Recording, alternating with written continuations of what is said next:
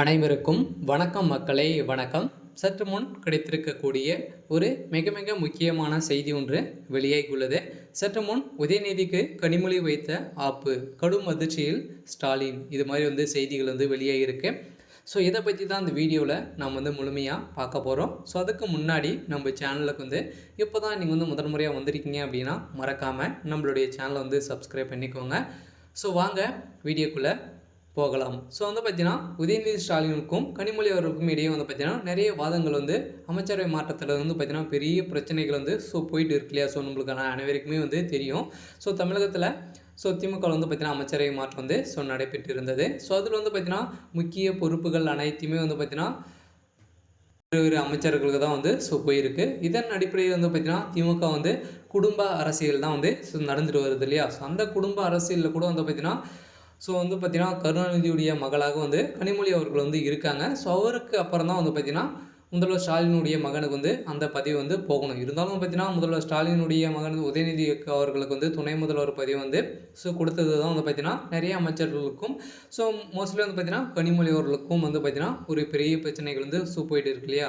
So இதன் அடிப்படையில் தான் பார்த்தீங்கன்னா இந்த கனிமொழி அவர்கள் ஒரு பெரிய ஆப்பு உதயநிதிக்கு வைத்த சம்பவம் பெரும் அதிர்ச்சியை சொல்லிச்சிருக்கு. ஸோ இதன் அடிப்படையில் தான் பார்த்தீங்கன்னா திமுக பார்த்தீங்கன்னா நிறைய ஊழல்கள் நடந்துட்டு இருக்கு. இதுக்கு அனைத்தும் துணை போவதாக பார்த்தீங்கன்னா உதயநிதி தான் அப்படின்ற மாதிரி பார்த்தீங்கன்னா கனிமொழி அவர்கள் போட்ட அதிரடியாக உத்தரவால் அதிரடியாக உதயநிதிக்கு ஒரு பெரிய ஆப்பை தான் வச்சுருக்காங்க. இருந்தாலும் உதயநிதி அவர்களுக்கு பார்த்தீங்கன்னா துணை முதல்வர் கொடுத்த காரணத்தினால தான் பார்த்தீங்கன்னா கனிமொழி அவர்கள் இப்போ பார்த்தீங்கன்னா நீதிமன்றத்தை லீகலாக இதில் ஹேண்டில் பண்ணோம் அப்படின்ற மாதிரி சொல்லி வருகின்ற நிலையில் தான் பார்த்தீங்கன்னா கனிமொழி அவர்கள் அதிரடியாக உதயநிதி மீது இது வழக்கு பதிவு செஞ்சு இப்போ பார்த்தீங்கன்னா துணை முதல்வர் ஆகிறதுக்கான அனைத்து விதமான ஏற்பாடுகளும் நடந்திருக்கு அப்படின்ற மாதிரி தான் செய்திகள் வெளியாயிருக்கு.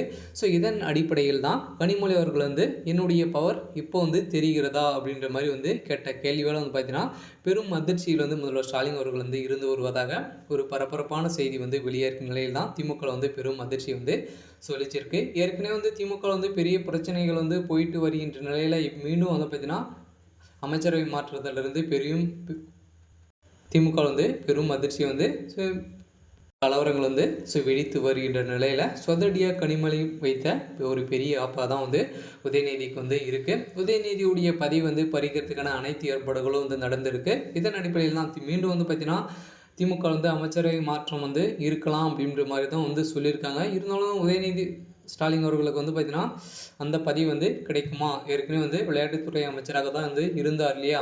ஸோ அதே பதவியில் இருக்கிறதுக்கான வாய்ப்பு இருக்குது. இருந்தாலும் செந்தில் பாலாஜியுடைய வழக்கில் பார்த்தீங்கன்னா அவருடைய அமைச்சர் பதவியும் பறி போகிறதுக்கான அனைத்து வகையான வாய்ப்புகள் இருக்குது. இதன் அடிப்படையில் ஏற்கனவே இருந்த மனோஜ் தங்கராஜ் அவர்களுக்கு தான் அந்த வாய்ப்பு போக போகுது அப்படின்ற மாதிரி ஒரு பரபரப்பான செய்தி வெளியாகிருக்கு. இருந்தாலும் என்ன நடக்க போகுது அப்படின்றத நம்ம வெயிட் பண்ணி பார்க்கலாம். ஸோ இது மாதிரி அரசியல் சார்ந்த நிகழ்வுகளை தெரிஞ்சுக்கணும் அப்படின்னா மறக்காமல் நம்மளுடைய சேனலை சப்ஸ்கிரைப் பண்ணிக்கோங்க. தேங்க்யூ.